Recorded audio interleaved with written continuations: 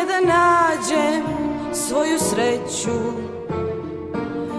Postoji li zemlja neka gdje su snovi uvijek stvarni, gdje prijatelj drag me čeka? Znam da ima takvo mjesto, bez strahova i bez tuge, gdje su dječje igre složne,